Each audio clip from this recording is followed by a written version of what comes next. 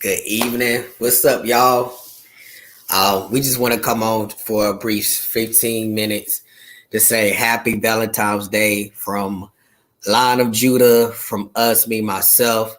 I'm not going to use titles tonight, but we just want to say Happy Valentine's Day. We just want to encourage all the couples. We want to encourage all the singles out there on today to say, hey, it is okay whether you're single, by yourself, or even you married folks. We just want to say it is okay. And also, we just want to say that, one day out of the year, Valentine's Day, should be every day.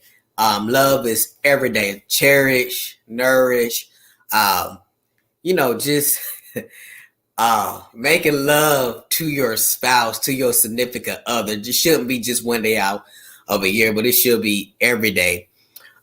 So on that note, we want to say Happy Valentine's Day to each and every one of you out there. You have anything? We just gonna be ourselves tonight. We ain't gonna be deep or nothing. We're gonna be I do want to say Happy Valentine's Day to everyone. I hope each and every one of you, for those couples, I hope you are enjoying your Valentine's Day. And for those who are single, I hope you enjoy taking time to love on yourself, which, for those who are single, that's one thing that you have to do. One important thing that you have to do is love on yourself. So, hey, take yourself out, treat yourself to a movie or whatever.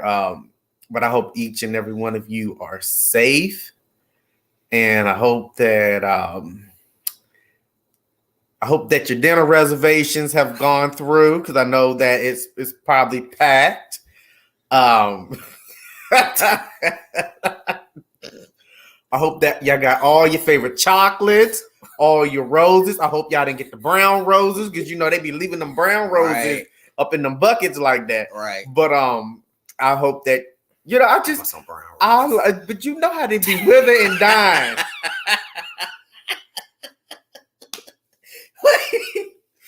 They be withering up and dying. Okay. You know what I'm talking about. Who gonna go off that cheap? No, because it's like, but that's the last. Somebody expect the roses, and everybody that took all the roses. What do you gotta get it in? You gotta get them little cheap withered up brown roses. So right. Somebody may not be happy. You may not get no Valentine's Day goodies, but no. But in all seriousness, I hope everybody is having a wonderful Valentine's Day. And like I said, to the single people, just enjoy loving on you. Take every time to love on you, and because you have to love on you before you are able to be in a relationship. And I think that's the thing that we oftentimes forget, that, we work on ourselves, we enjoy us, but then when we get into that relationship, we forget about taking that me time, taking some time to ourselves, spoiling us, catering to you as an individual. So, you sitting here in a relationship, in a marriage, you got a family and stuff, and you have spent no time whatsoever checking in on you. So that's one thing. Even when I was single, that was one thing I did. Like, look, yeah, I'm in my feelings that I don't have Valentine's, but I'm gonna treat me. And I'm going to take me out and buy me stuff. So, but now I have a Valentine's. But at the same time, even like in our relationship, in our marriage, we do take that time to both separate and enjoy our alone time with ourselves, and then we come back. He might be in the bedroom reading a book or writing, taking some notes. I may be doing the same thing or drawing, or but that self-love is also important, if not more important than loving your spouse or whoever you're in a relationship with. Absolutely. And that self-care is most important. Listen, that single self-care never goes anywhere. anywhere. Even when you get with someone, get married, you still have to be okay with you. Because listen, if you're not good for yourself, you're not good for anybody else out there. Your mind, spirit, heart, all that in a nutshell. Listen, like he said, when he was single, he was doing whatever as far as going out to eat by himself. I was doing the same thing when I was single. I didn't care. And you know, some people get in their feelings, but I can't do that by myself. You're gonna be single for the rest of your life. You have to date you first before someone else could come and join you. So if you're okay going to the movies by yourself, if you're okay going out to eat by yourself, go shopping by yourself, go to a spa by yourself, that's okay. You don't need an entourage with you all the time. You know, if you're not well yourself, no one else can, can add to that. You know, you have to make sure you're good yourself, mind, soul, spirit, body. You have to make sure that's good, because at the end of the day, when your helpmate comes and when you're good, they're good, guess what? It's going to join together. So if you already happy, you're not supposed to be in a place where, well, I'm not happy with myself, so I'm going to just wait until my spouse come. They just going to bring me happy. No. And if that happens, if you're happy and they're not happy or vice versa, that's going to be a jacked up relationship or possibly marriage. You have to be happy within yourself, because if that other individual is not happy and you're happy, guess what? You got to try to do something to make them happy. It's going to be more work on you. Guess what? It's not intent for a relationship or a marriage for you to be the coach, team, quarterback, and a cheerleader. That's too much work. You might as well stay single if you're going to do all that. At the end of the day, marriage, relationship is a team. And just to clarify something, and I'm going to tell y'all something. We're going to tell y'all something tonight as well. Do not put a marriage expectation on just a dating life experience. So if you're dating someone, don't do marriage. Don't put an expectation on the dating life being if you seem like if y'all was married. Period. People do what they want to do. We ain't on here to tell y'all, what to do. People gonna be grown, but at the end of the day, to make life easier, to reduce the stress and the heartache, I'm not buying nobody no car if I'm not married to you. I'm not going to jack up my credit if I'm not married to you. You're doing married lifestyle on a dating platform. So there has to be a balance and there has to be a separation. We gotta go back right quick. So you remember once upon a time where our parents and our grandparents was young, and if they were interested in each other, they do this thing called courting, right? Right. Which is synonymous with dating, but it didn't have all the extra foolishness, right, to the date, So they used to court, and so when they court, it was a deeper connection in the process of knowing each other. Mm-hmm. Now and then, fast forward is like dating. So you got like exclusive dating, and you got exclusive dating, and just, I guess just playing the field kind of dating. You got one dating that y'all dating multiple people and stuff like that. Then you got the one that you just exclusive. You just dating that person. And I experienced a lot where we had people dating that person wanted to date multiple people. They didn't want to have anything exclusive or whatever. And so I think, first of all, I can't date multiple people. All right.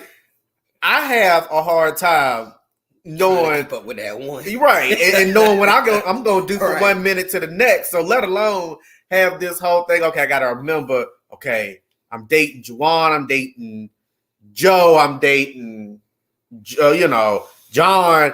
Well, John favorite color is purple. and Juwan's favorite color is blue, Jack's favorite color is green. Then after a while, you start getting mixed up, and you be just calling people's names that ain't even their names. You know, right? You know what I'm saying? Like it's too much. It's too much. It's too much. You know, it's like, okay, I'm sitting here, you know, cooking ribs for you, but that ain't your favorite. That ain't your favorite food. Pasta, your favorite food. Then I'm cooking fish for him. And then he allergic to seafood, so I'm about to kill him because I don't forgot why I'm even in this. Right. Why I'm even in, dating all these people at one time. And then it's too much. It's too much for real, right? Like for real, it is too much for real. And I'm like, then the fast forward to the 21st century. This when stuff just started getting crazy, where they started doing the talking. So before you dated, you talk. So, but right in between dating and friends, you were talking. Like, oh, we just talking. We ain't nothing, it ain't nothing. We ain't dating or nothing. We just talking. Talking about what? Because like the same stuff you what's talk. The purpose? But what you doing? But what you doing in the talking phase? You could also. That's what you supposed to be doing in the dating phase. So it was, to me, it was kind of like, okay, people straddling the fence. That's why I ended up like ending a lot of things when it came down to talking. Like, look, I ain't about to sit up here and do this forever and ever and ever. Somewhere down the line, I want to be married, kids, something serious. I want some longevity. I ain't got time to be your boyfriend for years and years and years and down the line, right? And so, if all they did was want to talk, I just ended it right there. And with that being said, you have to be dating with a purpose. Right. I think our generation is to the point where we don't know the definition of dating and marriage. They want to do friends with benefits. Right, friends with benefits. That's a whole other topic, subject I don't want to touch on tonight. But at the end of the day, date with a purpose. Just use us for example. You hit me up, and you said, I felt like I was in a whole interview. I'm like, oh, a whole interview. You want kids? You trying to be married one day? I'm like, wait a minute, I ain't even know your whole 24 hours yet. You asked me all these questions. Because I'm grown and I know what I want. But at the end of the day, true. But somebody else, it would have just pushed them away. You talking about marriage. And I don't need to know you for a whole 24, 48 hours yet. So what you talking about marriage? So what I no. Wait a minute. Let me finish. Let me get to my point. Let me get to my point. Go ahead. You have to ask questions now when you're dating. Period. That was a great example because I wasn't used to that. I'm like, what the heck? In my mind and my heart, okay, I already knew what I wanted. We wanted the same thing. But for people that was not ready or possibly not on that level, they would have been like, oh, heck nah. I'm just looking possibly a hookup or somebody to just, like you said, just date and, not going anywhere. Mm-hmm. But you had a plan. You had a plan. Okay, I don't know how long we're going to date, but I ain't trying to date you for no 10 and 20 plus years. Period. I said that. Come on now, we got to get somewhere. But I think a lot of, in our generation, the 21st century, a lot of us don't want to be serious with anybody. They don't want longevity. They don't want in the work. They don't want commitment. True. They don't want commitment and they don't want the work. But at the end of the day, it's just like a lot of these shows where you don't watch, but I watch. Love is Blind, Married at First Sight. Then you got The Ultimatum, and then you got The Circle. All these shows, and then these people, they are like they in their late 50s, ain't never been married. They feel like life about to pass them by. But then all these people on these shows are in their 20s. Early 20s, 23, 24, 25. I'm like, dang, what y'all live? Enjoy the single life. Y'all so rush to get married. And then when you get in it, you probably won't even last a good 6 months. And then you ready to get a divorce. Because, and I tell a lot of people this: you got to know somebody before you know somebody. Before you commit yourself to that person, you have to know everything about that person enough to be able to commit yourself to that person. Now, I understand, people got this theology where, over a certain amount of time, every 10 years, you change, and then the person, that you with, has to change with you. So you could, you all will be connected, and on the same page from one end, from day one to death do you part. But, yeah, people that do believe in that, and I honestly and truly think and believe that when it comes down to like the work, a lot of people you don't put in the work. I mean, but you really you can't be surprised by that, and the reason why you can't be surprised by that is because you look how, just in life in general, nobody wants to put in the work to do anything. So that a relationship is not going to, they're not going to put in the work in a relationship. You always can tell how much work somebody going to put in something, how much effort in having an open mind and willingness somebody is going to put into something by how they get up and go to work. But that by how they just do like general, normal, everyday things. True. But like you said, it's true. Every 10 years we evolve. So we're not going to be the same.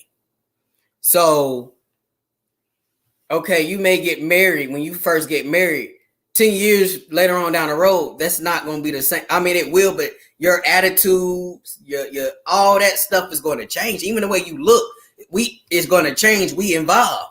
We are evolving people. So the question is, will you still be able to, are we still going to be able to handle each other after the 10-year mark? Because we are evolving. So every 10 years. So that person that pretty much that you're marrying, I'm not saying that whole attitude. And some people, they may get in an argument. You're not the person I married all these years. It's like they are, but they not, because you involving. But still, people. But that's why you have people. I believe this is just me. They renew their vows after so many years, because it's like you the same person, but at the end of the day, I'm marrying a whole different person because I love you. I'm still in love with you. That's never going away. But I'm renewing my vows because we are evolving people. I'm marrying somebody different. So I'm just letting you know I'm still in this for the long haul. Right. So let's do this. We're going to continue. We made it the 10-year mark. Okay. We're going to say I do again. We're going to renew these vows, and we're going to keep it moving because we're changing. But so, and I agree. However, you also have to look at, a lot of people kind of grow apart from each other. Because like I said, you really got to be on the same page 24/7, 365 as it pertains to your relationship or your marriage. You always have to be on the same page. You know what I'm saying? So you get some situations, the people, and here's how you stay on the same page. So one simple thing. Sometimes it is a long time, sometimes it's a short time, but it's one simple thing. Having a general conversation. Absolutely. Opening up your mouth, sitting down with your spouse and saying, hey, right. Or if not your spouse, then, your boyfriend, girlfriend, whomever. Hey, how are we doing? How are we doing? Right. Then how are we doing in our marriage? Then how are we doing at, mentally? How are we doing financially? How are we doing emotionally? How are we doing behind closed doors? I.e., but how we're doing in all of these aspects. And because the moment where one aspect is not going the way it should, then it kind of shake up the other columns or the other aspects in your relationship or in your marriage. Then you got bigger problems. But if we can just sit down, and have a conversation, that's it. And just have a general conversation, and people don't realize that you ain't got to go on a fancy date. You ain't got to plaster it all over the billboard. Just sit down, open up your mouth, and start talking. Communicate. But I'm gonna tell you something. We're gonna tell you something else. Keep your business off social media. Facebook, Instagram, Twitter, all this other crap that's out here. Keep your business off. There ain't nothing wrong with posting pictures every now and then, but every time you and your spouse or boyfriend, girlfriend, whatever you want to call it, get into an argument, post it on Facebook. Everybody know what y'all going through.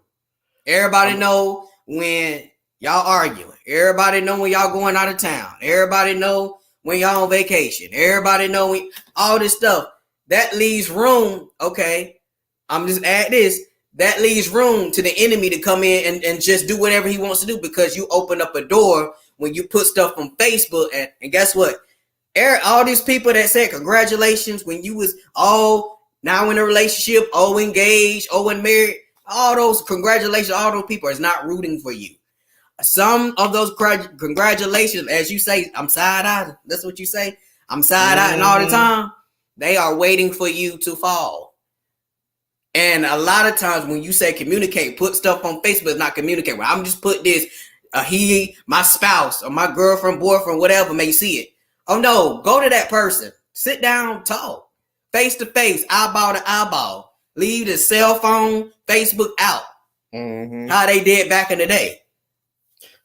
And see, that's where the communication breaks down, because you really don't have a lot of you don't have conversation anymore. Like, everybody want to text and all this stuff. I'm not about to sit here and have a relationship with you and I'm sitting here texting you.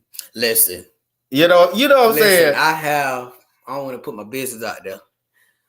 I have been on, before I met you, I have been on a couple of dates where people was on their phone. Yep. Text, and I'm like, wait a minute, ain't this supposed to be a date where the phone's supposed to be away, but you steady on the phone? And I'm like, wait a minute, you're not dating your phone, you're dating me. So put your phone up. And I think now, being that we got all these social medias, it just, I mean, it's good, but it's a hindrance. It's a hindrance.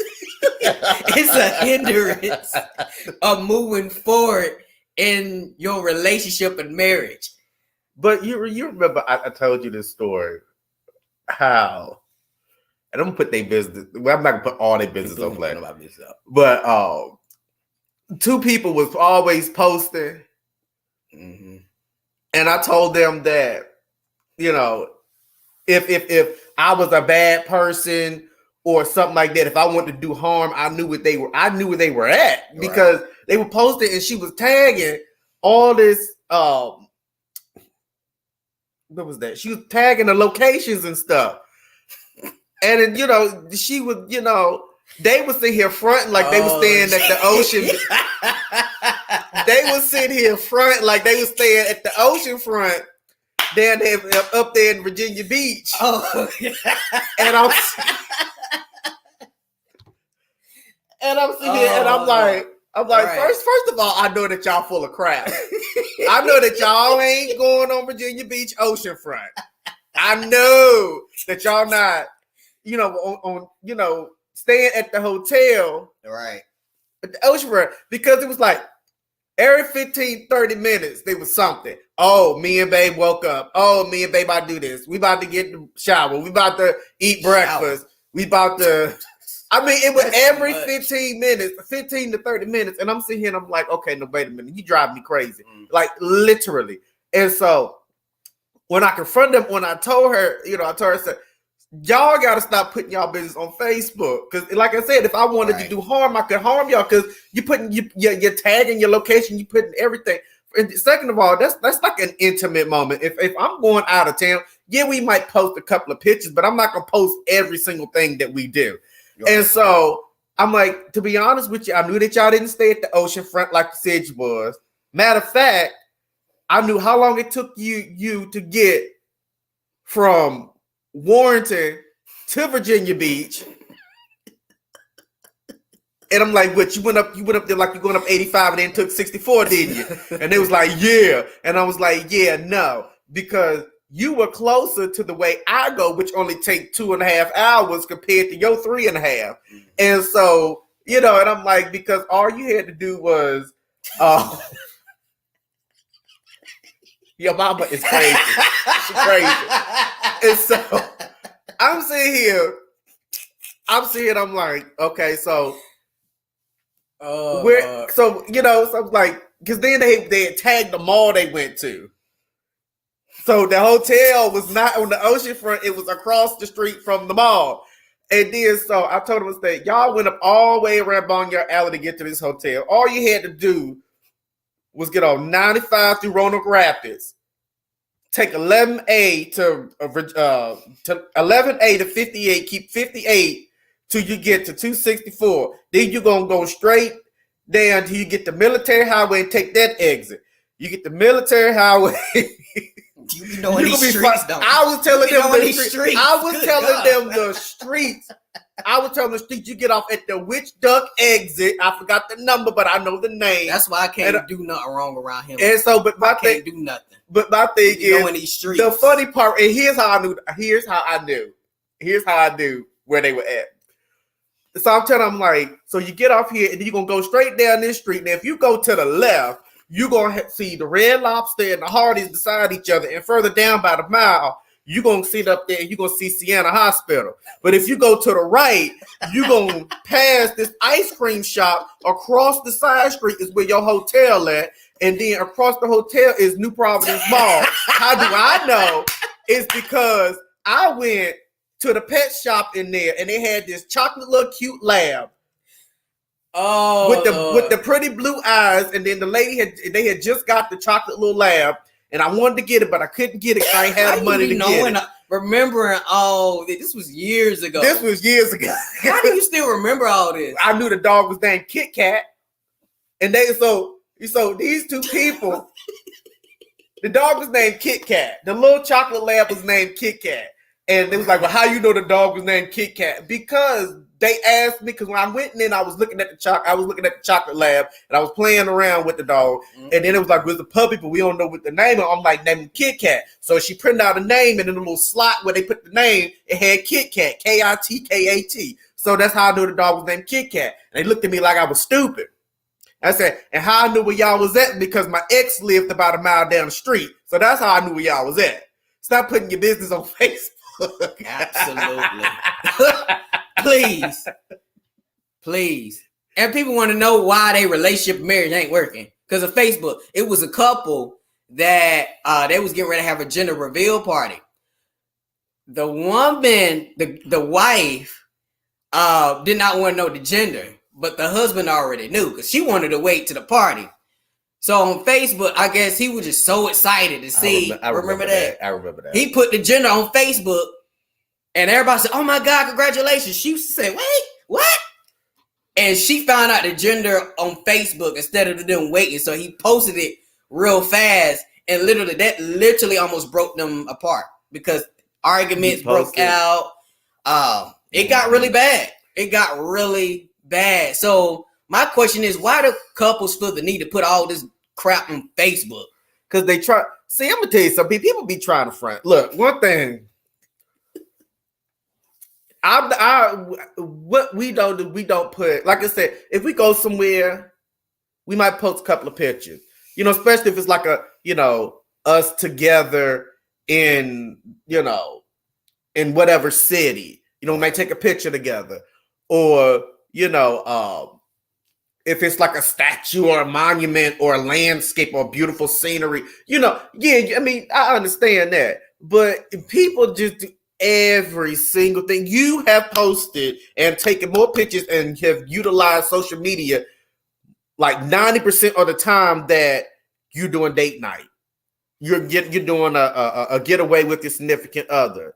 You know, you're just at home cuddling. Like, as much as I love, and I find joy in seeing people together, I really don't care about everything that y'all do. You know what I'm saying? Because, and it gets to the point sometimes people be posting stuff and be using certain emojis, and everybody and their mama know that at that given time that these two people about to do these certain emojis, and it's like, right. See, y'all doing too much. Y'all doing too much. You know, yes, you and your partner, you and your spouse, you and your boyfriend, you and your girlfriend, y'all look beautiful. Y'all are amazing, and I hope it works. And it's not even hating on nobody. It's not even you posting all this. You don't even be posting. It's not even hating on somebody else's relationship. It's about it's intimacy is supposed to be. It's private. It's private. It's supposed to be private. It's supposed to be behind closed doors. You know, yeah, you're gonna do little small things and say little small things when you're out in the public and or just the energy that you and your significant other exchange. You can tell, oh yeah, you know they in love now. They in love, right. But it's like every single thing. Like, how can I say that? People talk too much, but then you wonder why everybody in my business on Facebook. People need to stay out my business. Shut up, putting business on Facebook. Putting your stuff on Facebook. People don't know unless it's what you post. Yep. What you post, that's what people going to know. And guess what? You have people on Facebook, they engaged today, tomorrow they divorced. I mean, they broken up. Wait a minute, won't you just engage? And then they got married today, and then tomorrow they getting divorced. Or there's somebody else. You got was engaged today, divorced, separated tomorrow, then next week you withhold somebody else. Wait a minute. But it's like, it's embarrassing as too, and it's not good. Especially, gotta throw this out, when you're in leadership.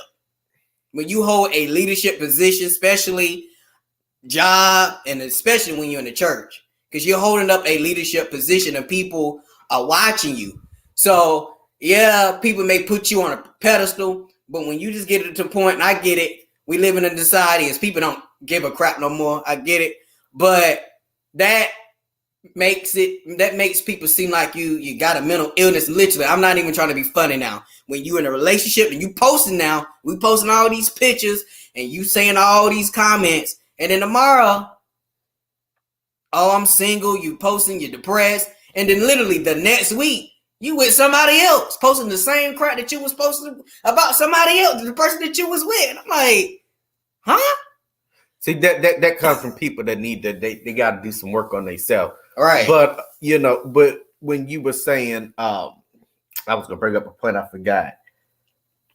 I forgot my point. But no, that comes from people who just need to work on themselves.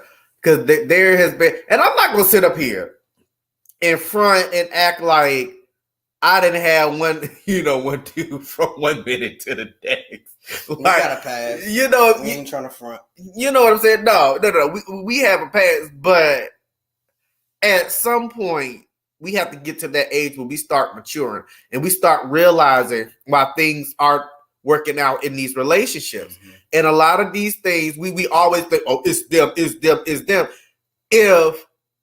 If every situation or every relationship that you've been in and it didn't work, and who is in every one of those relationships? You. Mm-hmm. So that means it's something. It takes two. But even when you get to that point, you realize, okay,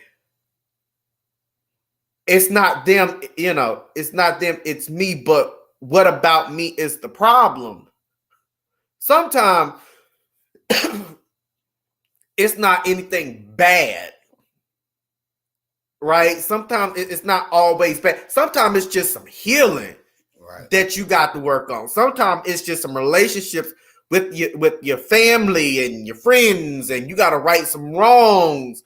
It's not always bad. That's why I ain't mean to cut you off. Mm-hmm. That's why when we talked about not trying to put business out, but when you have For an example, broken families. When a relationship is not good with dad, and when a relationship is not good with mom, and people may say, well, that ain't no big deal. And in the long run, if you don't handle that, especially when you was hurt, broken by that, it's going to affect your relationship.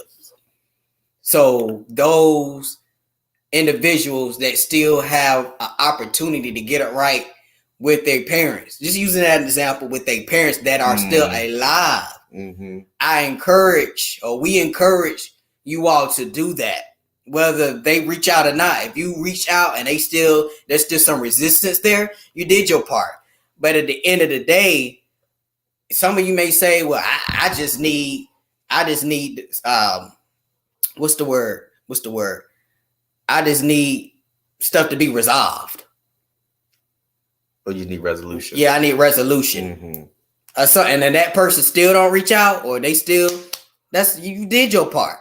But a lot of people think, well, I don't need to talk to my dad. He ain't nothing but a deadbeat. I don't need to talk to my mom. She this and this and that. That's going to affect you in the long run. Not only that, when we don't handle the pain and the hurt, not just a relationship, but when people die off, when death, and we just sweep it under the rug. And especially in our community as African-American folks, we don't like to deal with stuff. We don't like to go to counseling. And some people may say, well, I'm strong-minded, I can handle everything. Counseling is okay. I go to counseling myself. I got a personal counselor that I go to, and I'm not ashamed to say it.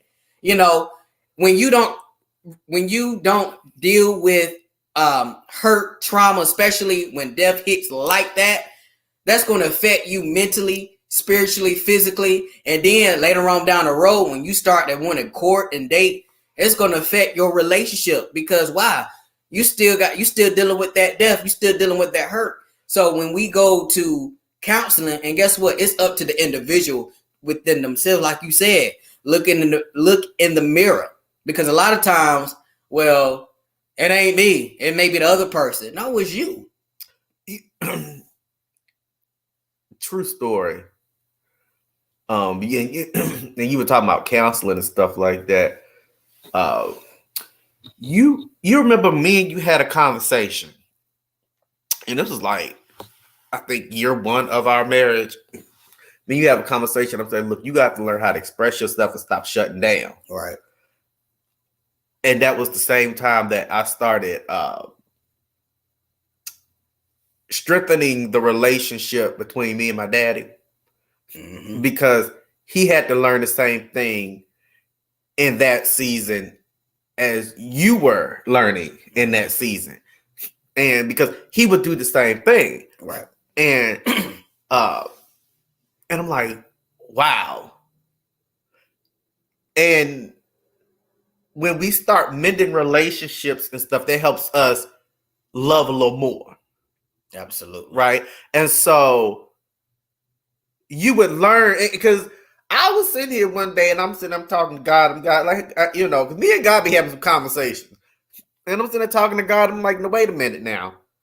How do me not have a relationship with somebody, with a family member or whomever, how does that affect me having a relationship with somebody who is not family or somebody who I'm not close to, And so I remember he telling me, because as you mend those relationships, I'll give you certain tools and certain answers to questions that you're going to ask in the future.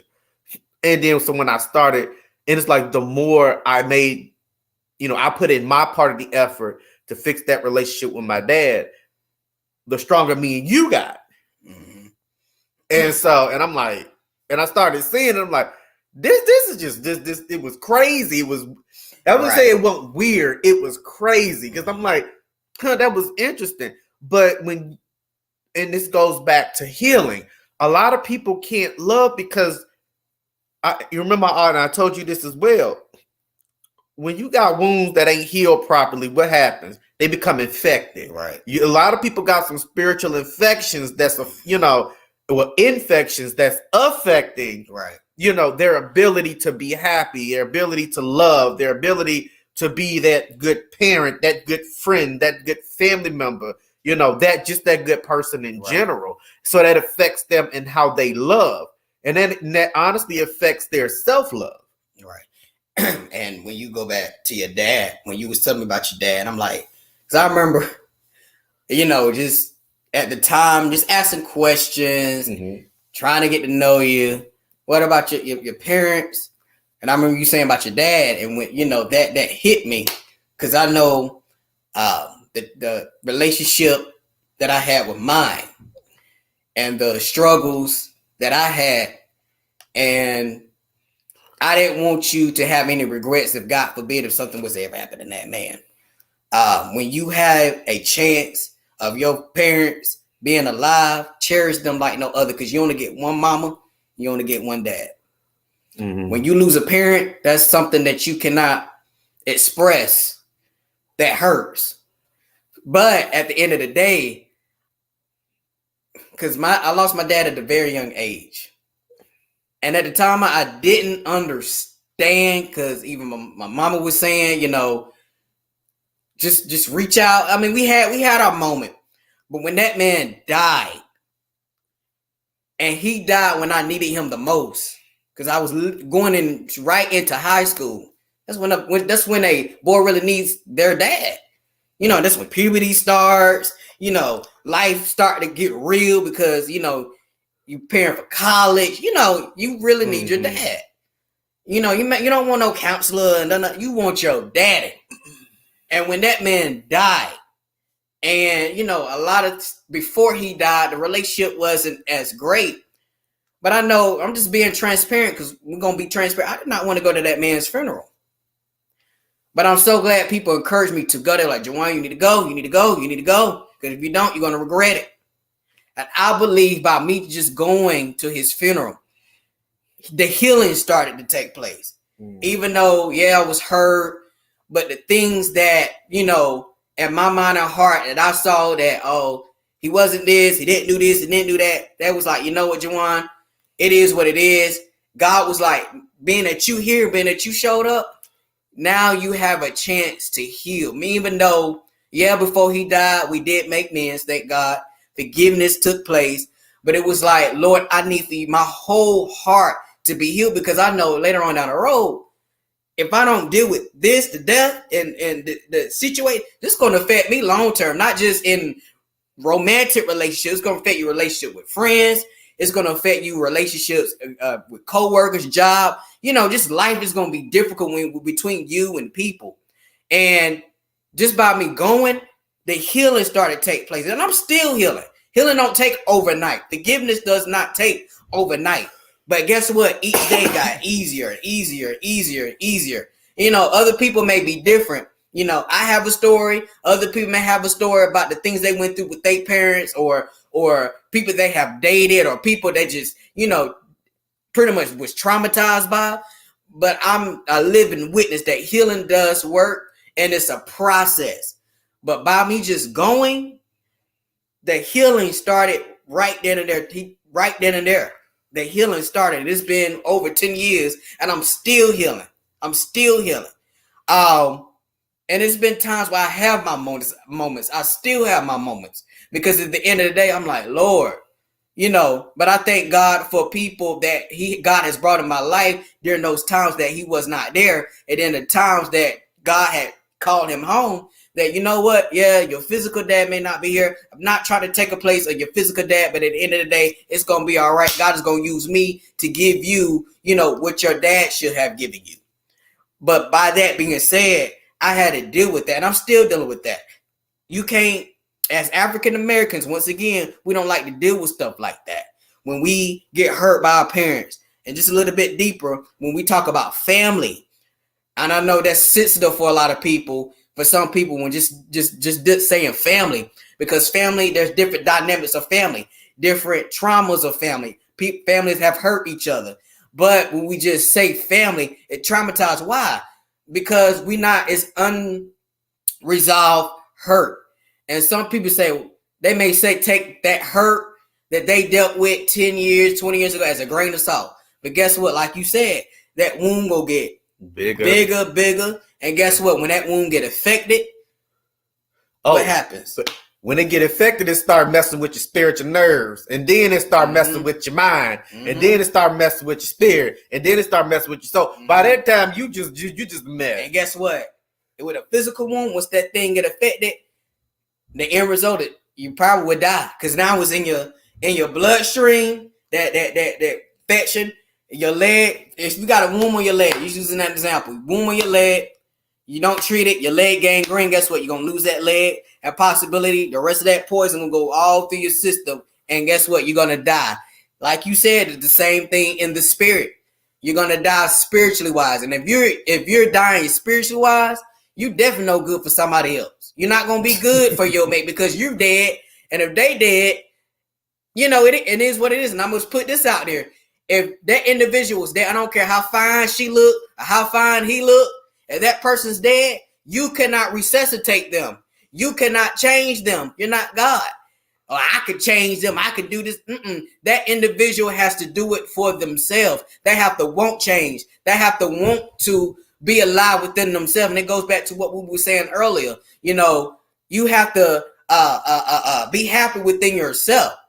And some people say, well, I'm just not happy. I'm always depressed. And I ask people this all the time. All the time. What makes you happy? Do you realize a lot of people? What makes you happy? Individual, not what somebody else happiness. What makes you happy? Just think about it. What makes Matthew happy? What makes Jawan happy at an individual? And I ask people that, and guess what? They can't even give me an answer right then and there. They have to ponder on it and think about it. Because they never had that opportunity to experience things that would make them happy. Because to be, and even when I was dating, and I was single, I would actually ask people that question, and you thought that I was asking them to come up to the board and solve a calculus problem. Because it's like, that has to be, to me, was the easiest question. Matthew, what makes you happy? A cup of coffee in the morning, good food during the day, a good laugh, a good funny show, Right.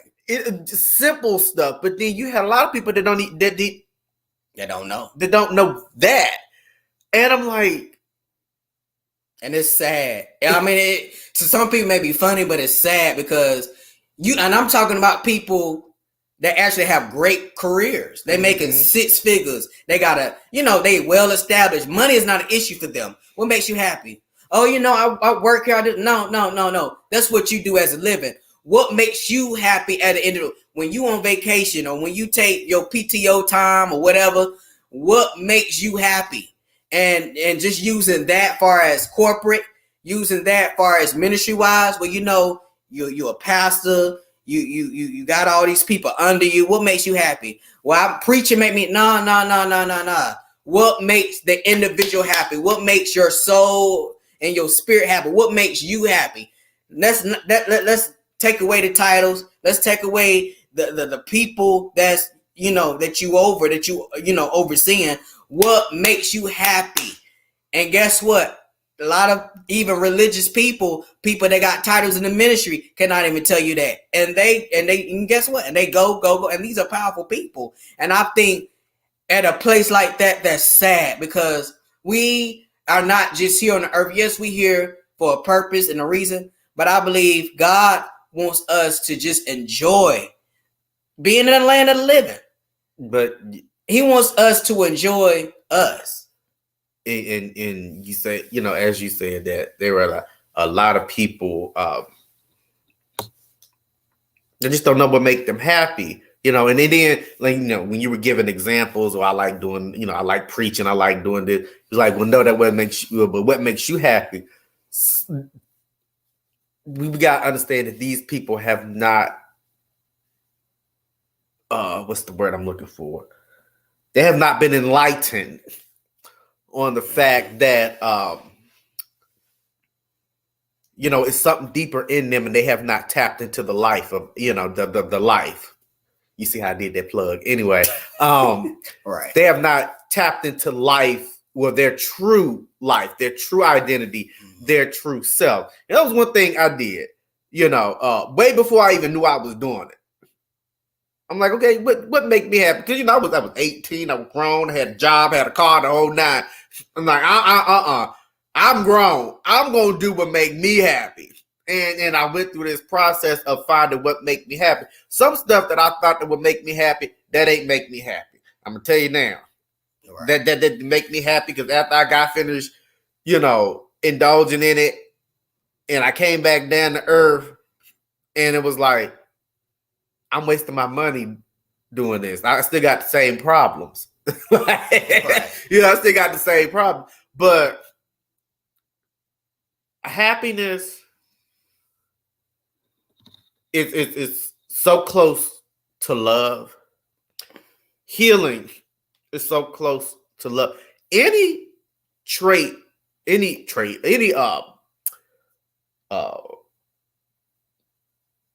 what's the word? The personality traits, love, kindness, joy, happiness, all of that is just in a ball of positivity. Right. And if you don't have that positivity, or if the positivity is this big and the negativity is this big, we really got to do self-assessing, and I know that it said a love talk, but this is how we love. And this is how we're gonna love our spouse. This is how we're gonna love our kids. This is how we're gonna love our little dog. This is how we're gonna love, our neighbor. Absolutely. This is how we're going to love, by making sure that A, we love ourselves, and B, we're doing the proper things to be able to love. Absolutely.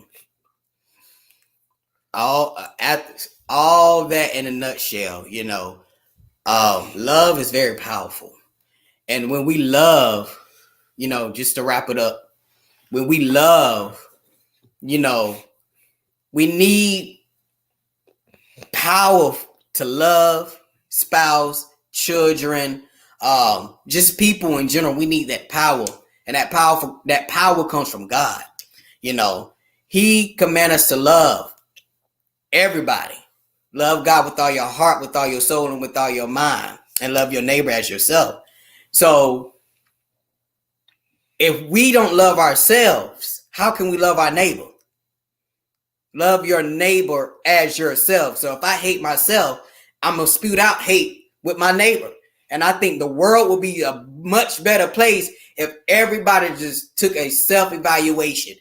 Guess what? We have no excuse. We had COVID, shut down the whole world back in 2020. During that period, during that shutdown, we should have taken a self-evaluation. Okay, do I love myself? Because everybody, when COVID hit, everything stopped. People wasn't even dating like that. Going, like in person. But love your neighbor as yourself. So if I don't love myself, there's no way I'm going to be able to love my neighbor. If I hate myself, people say I just hate myself, then you're spewing out hate, or that energy that you're giving out is hate. Mm-hmm. Soon as you walk in a room and you that energy is just going forth. And I'm like, it's funny, but literally you going to work. You slam stuff. I don't want to be here. Oh, I need to find me something else. You're clocking in. That energy is going. It's like cancer. I send them home. It's cancer. The whole atmosphere is just. It's a girl I work with. She come in. You could just tell by her demeanor. She. And I really want to tell her, if you don't like here, find you somewhere else to go, because it fit the whole room. The energy was just. I'm ready to go myself, because her whole energy was just spewing out hate. And you know what? Just by just looking at this young lady, she just sat down. She just started venting. I ain't say cat dog. I just started listening, and then she was talking. Oh, that's why you got unresolved issues. You hurting. Oh, your mama, daddy did what? Oh, what? And just listening. I said that's why. It don't have nothing to do with the job. But she's like that. She was just like that even outside of work. People use drugs. People use alcohol just to cover all that up. Oh man, I'm getting ready to go home. I'm getting ready to get lit. I'm get just to, but deep down, right? Just deep down, you trying to fill that void. And guess what? After you come up from that high, after everything starts settling down, guess what? That issue still gonna be there. Or, hey man, guess what? I'm going to find these chicks tonight. We get ready to go out, and you sleep around with this person, that person, that person. You in and out of relationships, you in and out of marriages. Get like you said earlier, it's not them, it is you. Michael Jackson made it plain as clear. But look in the man in the mirror. We got to look at ourselves. I even do it every day. God, how can I be a better me for Juwan? And also, how can I be a better me for my husband, for my spouse? Because if I'm not well, he's not well. If I'm not well, everything that we're working on is not going to be well. It's going to be like a cancer. It's going to affect everything. So a lot of times at the beginning of this video, we get ready to get off. At the beginning of this video, you said sometimes you may do something separate. I may do something separate. I may take a walk out go to the park. That makes me happy going to the park. I love to go hiking. I love to take nature trail walks in the woods. That makes me happy. I love nature. I love the sound of birds. I love the sound of waterfall. I love the smell of pine. That makes me happy. That's something about that just get the hairs on my make feel skin, good right? Inside. That's just me. But when you said that separate time, that's always good and healthy for a relationship and also a marriage. Not saying that, getting divorced. No, Lord, and you praying to God, Lord, how can I be a better me for my spouse? Make me better. Make me stronger. So if it's a day I need to take a self-care day or a mental health day, do what you have to do to be fulfilled, to be rejuvenated, and to unwind yourself. Because I'm gonna tell y'all something, marriage is a lot of work. We ain't been married that long, but just the 2 years, it's work. And this July will be 3 years. First of all, where did 3 years go?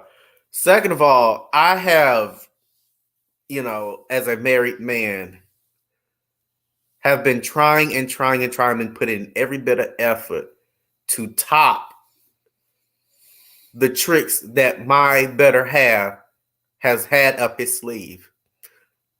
As we talk about that video. You ain't gonna never. We talk about that video. I could be sneaky. But no.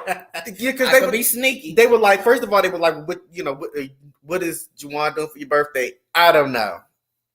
And I'm not going to sit up there and waste my time trying to figure out. Last time, I tried to figure out. Well, I really didn't try, but I just you didn't have a clue. I didn't have a clue. I'm like, last time I didn't have a clue. I got engaged. And then they asked, what are you doing for Valentine? I don't know.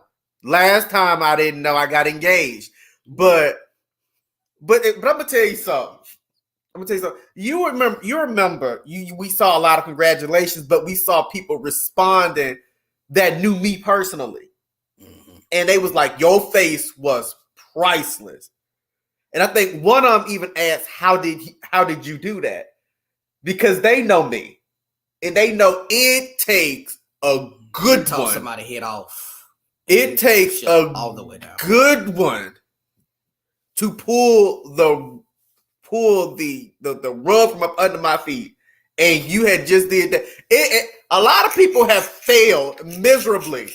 They have epic fail, wow. And you are the one.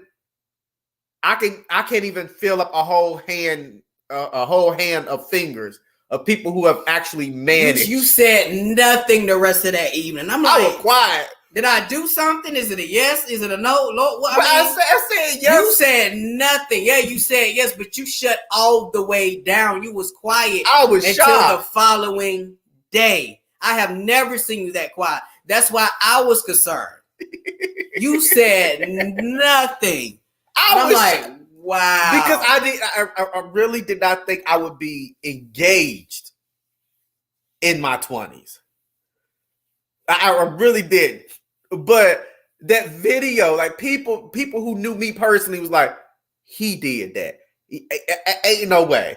Ain't no way he did. Yes, he did. He managed to shut me up and pull the rug from up under my feet. And since then, I've been trying to get you back. I'm gonna get him back. I'm gonna get him back. We're gonna see if you can top that. I don't think.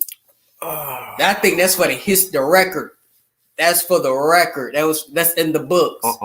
That's it. But no, if you only knew, my heart was pounding out my chest because I didn't know what to expect. Because even to that point, we had already been through a lot. Yeah. I'm not gonna bring nothing up, but we had already been through a lot. The other month, I shared a testimony. You know, God tested us. And my heart was pounding because I didn't know, well, it's too soon. My mind was just going. And after that event, you were quiet. I'm like, good, I'm glad he quiet, not talking my head off, because I was drained physically, mentally. I was excited. No, I was planning that for a while. My mind was going. I didn't know. But after that event, it felt like this whole house was just lifted off my shoulder. It's over. It is over. But just to get you like that, you know, that's good. But then you said you were shocked because in your 20s. I didn't see it I just didn't see it in my 20s. And the thing about it is, see, you remember the first person who I told. I was initially gonna tell my mama first, but as soon as we started walking, then here come Deanna calling me. I'm like, guess what, shit? Guess what? like, guess what? I'm about to be married now. So I was like, I was going to tell my mom, I was like, okay, we're gonna get back in the car. I'm gonna call or text my mom. You know, if she answer, I'm gonna tell her. But if she don't, I'm gonna text her because I wanted her to be the first one to know. And here come Deanna. Well, I'm like, okay, well, you know, that's my baby. That's my big sister. I'm gonna tell her to. But no, when people said it was priceless, like, you do not know, and they will tell you, Juwan, you don't know that you done in 30 seconds what people tried so long to do, both with good intentions and bad intentions. Like, you did in 30 seconds. But a lot of people failed to do. You managed to A, pull the rug from up under this man's feet, and B, shut him up for more than an hour. And so it was a whole day. The rest of that day was just quiet. The rest of that day was quiet. With all that being said, the engagement at the end is a reward for the process. You know, it was the process. Love yourself. Some of y'all that's been married before, divorced, A-okay. A-okay. Some of y'all may say, well, I ain't never get married again. That's fine. But at the end of the day, as an individual, as men of God, as leaders, we want you as an individual to be okay and happy with yourself. You know who said that they would never marry again? Who was that? Your father-in-law. I ain't gonna read that up. But he's married. He's married. He's married. And I'm gonna tell you something. I'm gonna tell you. When I tell you you got to come, and this is just me assessing myself. You really got to come at me a certain way, right? And one of the things that people can do to just be on my good side is smile. Right. And I remember I'm walking out of the hotel. I'm getting in the car. Well, first of all, I was there to surprise.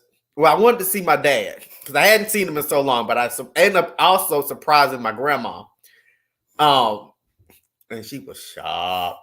She one of them ones you can't pull the rug from under her feet, but her grandson did. Anyway, that's neither here nor there. Right. And me and Daddy with our mischievous behind the night. You know, at that moment I realized where I got it from. No, but so when I'm walking out, And Omi had, hi Matthew, how are you? It's so great to meet you. I have just heard so many great things about you. And I'm looking at her like, I'm gonna end up liking you. Right. I'm gonna end up liking you. First of all, you got a pretty smile. I'm gonna end up liking you. Right. So, but no, to see them married, and I'm also seeing the more that my dad had worked on himself as just in general as a human, and the things that certain things that he shared with me as far as his growing process. It's like, dang, everybody need to do that. Right. Also helped him be able to get to that point to where he loves somebody so much that he will change up the statement that he wasn't ever going to get married again and actually get married. Mm-hmm. But yeah. That's good. That's good. And I'm gonna say this and then want to close out.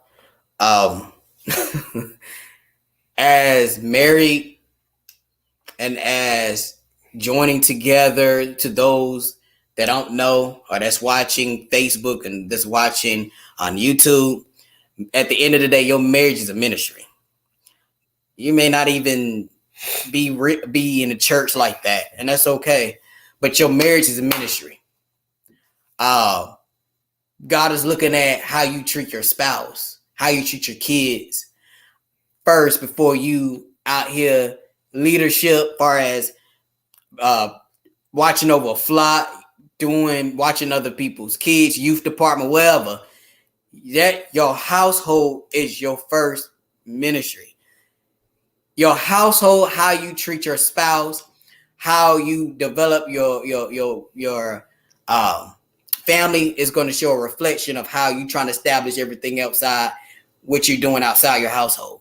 So if you say that you married, if you say that you got a family and everything that you're doing is just out of order, chaotic, no structure, no discipline, your household is the same way. And with that being said, and as we've been saying throughout this video,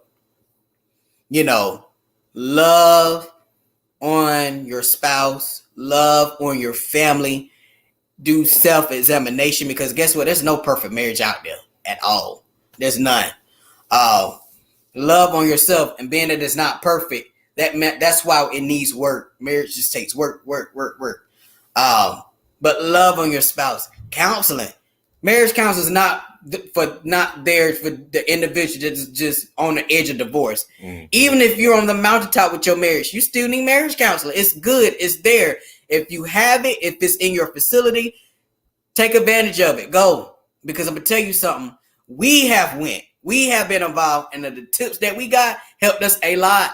I learned it was some stuff that, some wording that right. I thought that this should be positive, this should help, was doing the total opposite and was making it far worse than what it was. And then so when the counselor was telling me, and I'm like, I'm confused. So then she started explaining, and I'm like, oh yeah. I mean, I didn't know that some of the wording was more demeaning than bringing you up. Right. I didn't know that. It's one thing to know and you still do it. Now that's a problem. But to not know, and then you get that insight. Well, when you say this, think about it like that. And then you be like, oh, yeah, I don't need to do that no more. Now, I don't think that I've said those wordings when I'm talking to you. I think I've said it lately. No, it's more of, and we use it every day. Mm-hmm. Even co-worker's job, and you're like, oh, that ain't nothing, but really it is. So when you tell somebody, for an example, you used to be like, calm down. That was one of the word that she called it, I think it was trigger words. She said, don't ever tell that. Word. Don't say that. Because when you say calm down, That's gonna get me more. But it's a lot of people. But we don't know that, and I think that the list, because it was a list, and next time we do this, we got to bring that list out so we can share it with other people. We got to find that list, right? But I do remember, I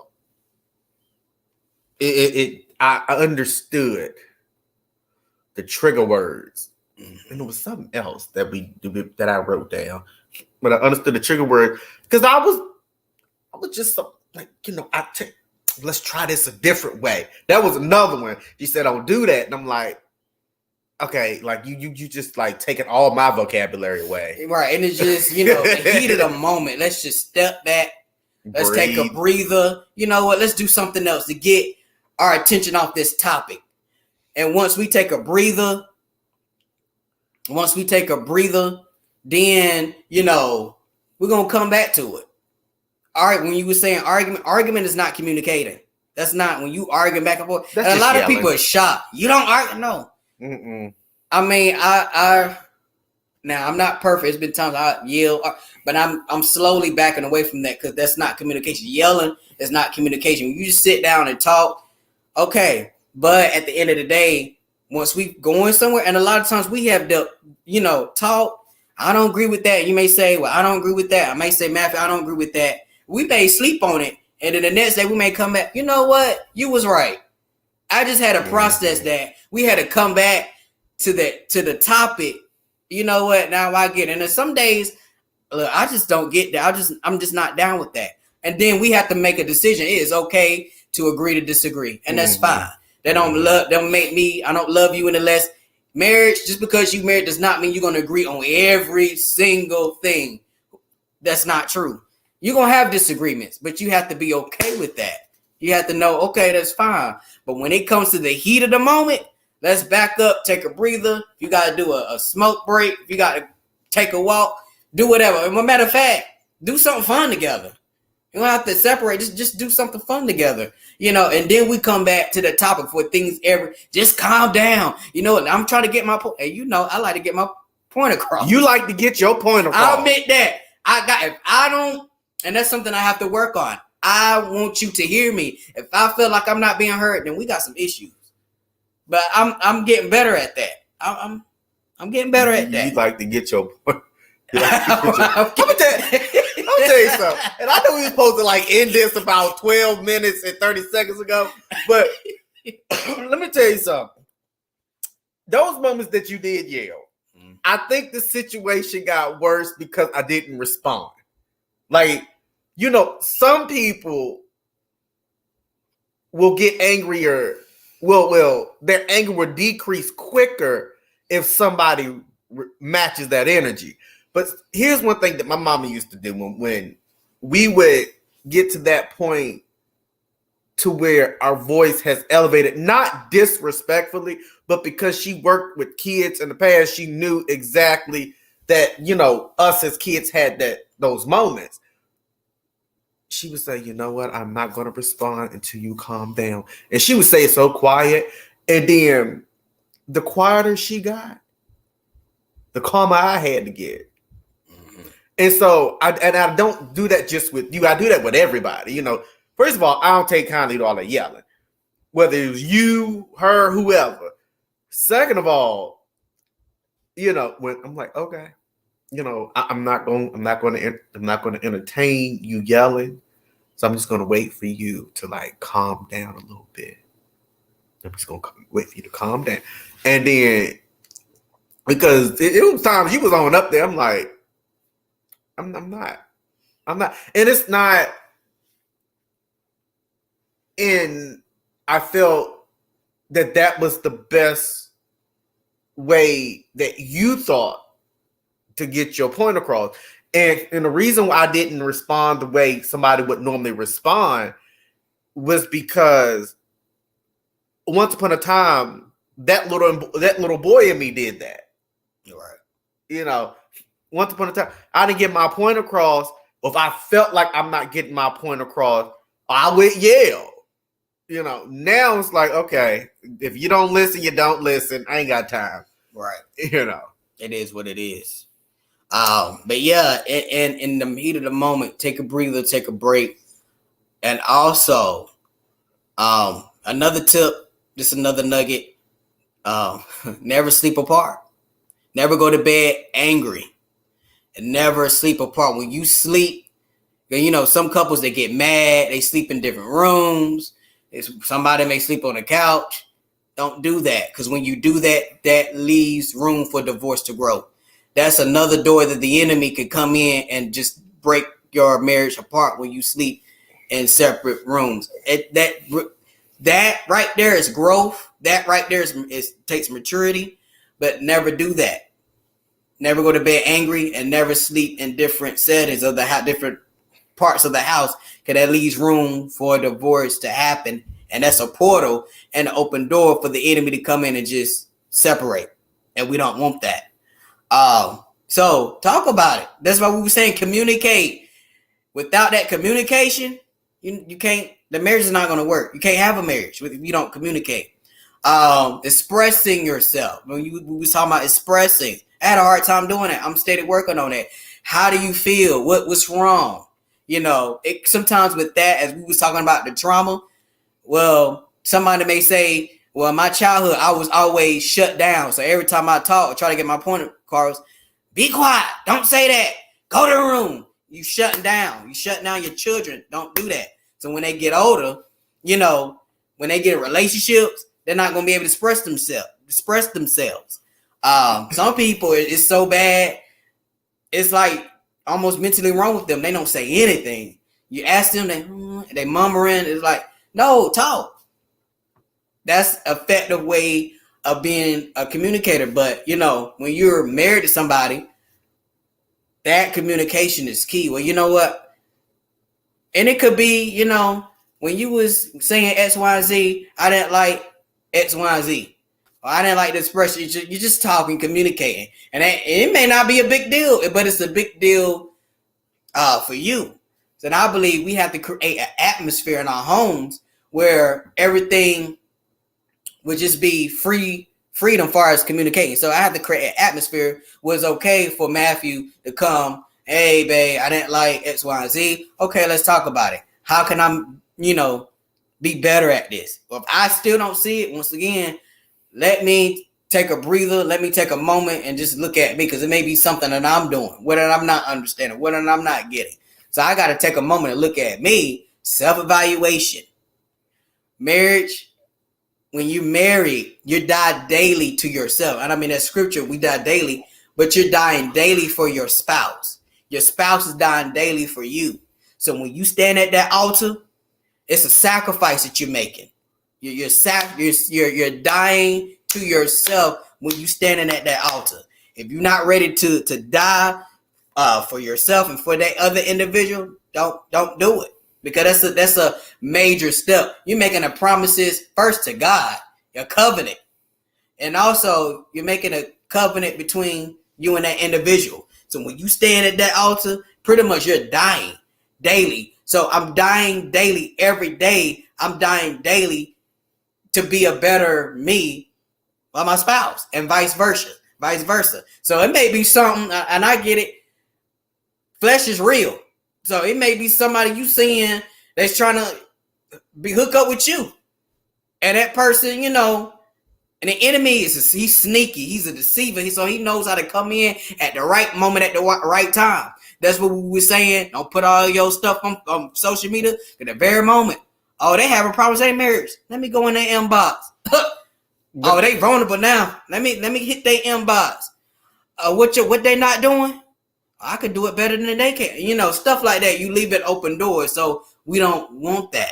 We stopped posting anything about us to being together for like 2 months, and everybody thought, man, you were broken up. And I'm like, no. That's fine.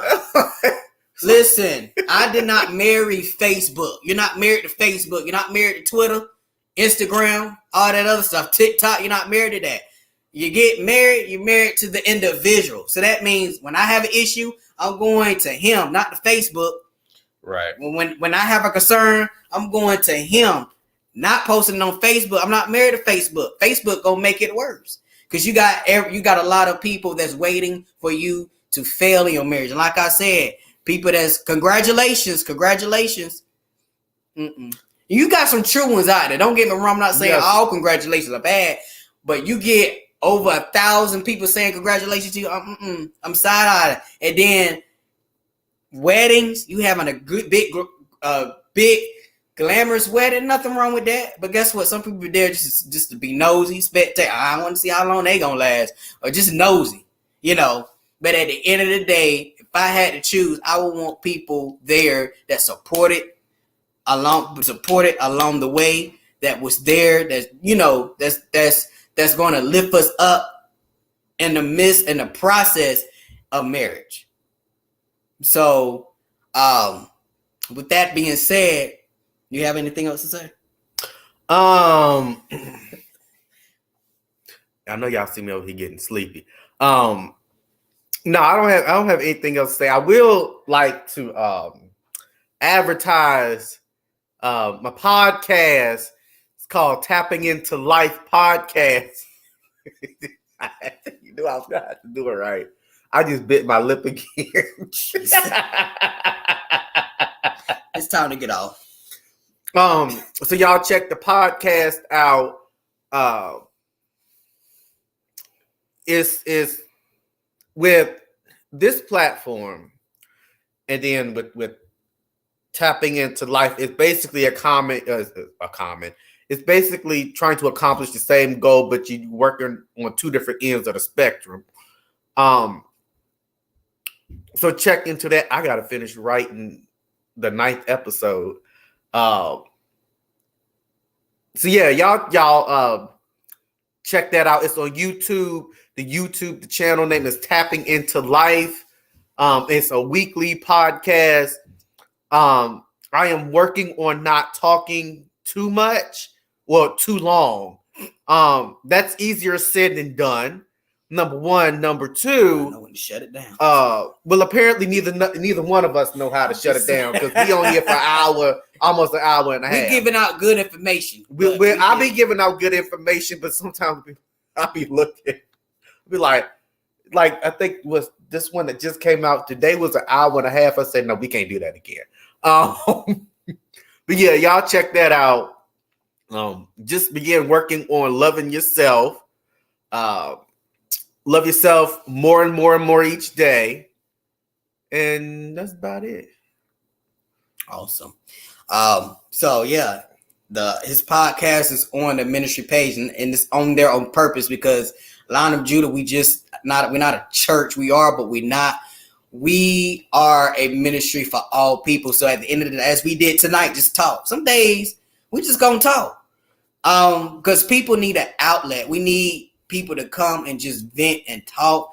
And your podcast and the teachings that I'll be doing, they may be, like you said, on different spectrums, but at the end of the day, people are getting work. People are getting the word. People are getting fed on their level. So we try not to be so deep where people can't understand. But it's real, because I think one of your podcasts was talking about the spirit. And as I was doing the lesson about salvation, I said, wait, because most of that was about spirit. I'm like, wait a minute, he just talked about. So it's combining. Some of your talks and some of my lessons are combining so people can understand. And it's not so much of you're standing behind a pulpit and you're pooping and hollering and you're preaching. That's all well and good. But now we're in a season where people need to be taught and be understanding this stuff. A lot of times when you're preaching, people are preaching, hooping and hollering and all this good stuff, you're not understanding what word they saying. Everything is just flying over your head. You're feeling good because they hooping, they hollering. Oh, they preaching, but what did they preach about? What was the lesson about? You don't understand, but actually getting down to the people's level so they can understand what's going on, it makes a lot of difference. And that's why Lion of Judah is here, because we want to, we don't, not the recycled church folk, but we want the people that pretty much don't have a clue. We want the people that, I've been in church all these years, but I don't understand. I don't get that mess. Thus thou. But guess what? It's okay. We are here to get down on the people's level. And guess what? To bring transformation. We can't do it, but God can. So Line of Judah is here. We are here in the great city and state of Raleigh, North Carolina. Tonight was a prime example. We weren't deep. We were laughing, joking. That's life. That's what we are about. It's not always being deep all the time. God, like I said, God wants us to have fun, enjoy the land of living. But as we was laughing and talking, we was giving out good information. We was giving out key points. We was giving out words of encouragement, words of wisdom, kingdom nuggets. That's what we hear. So I tell people all the time, don't size me up with any other preacher out there, because I'm not like anybody. I'm Jawan Brown. Period. Don't size me up, because I'm gonna be me. And when the Lord called me home, there will never ever be another me. I am who I am, and I'm not changing unless the Lord wants me to change. But until then, I'm gonna be who I am in God, and that's it. Vice versa. We are who we are. And I believe people are watching. They are, because I be getting the inbox at the inbox on my personal page. Inbox the ministry. But they like what we're doing. They like the stuff. So on that note, join us, his podcast. Join us Monday nights, every Monday night, Monday Manna teachers. I will be personally putting teachers on Saturdays. So join us then. And as we go into the summer of 2022, we'll be doing stuff in the community. Soup kitchens and food banks. We're going to serve our communities, our loved ones. So that's what we are about. So tonight, I hope you enjoyed this love talk. I hope something was said that bless your heart. I hope something was said that, you know what, I'm encouraged now. So thank you for joining us. Thank you for being a part. Myself, as the overseer of Line of Judah, with the leading elder / leading gentleman, we are excited. Tell somebody about Line of Judah. Line of Judah is now on YouTube as well. So the Line of Judah, we are on YouTube. Like our page, subscribe to our page. We just want the word to get out. And guess what? There's a table here of the Lord. And guess what? You belong to the Lord's table here at Line of Judah. Respect of a person. We are a ministry for all God's children. So guess what? We love you. If you want to know more about us, inbox us, just reach out. We'd be glad to love on you. And we're going to be your village. We're going to love on you. We're not going to tell you what to do. We're just going to love on you at the end of the day. But with all that being said, happy Valentine's Day. We pray that you will enjoy the rest of your night. We was on here too long tonight. That's fine. Too long tonight. I want to have your mama done fell asleep. Don't do that. Don't do that.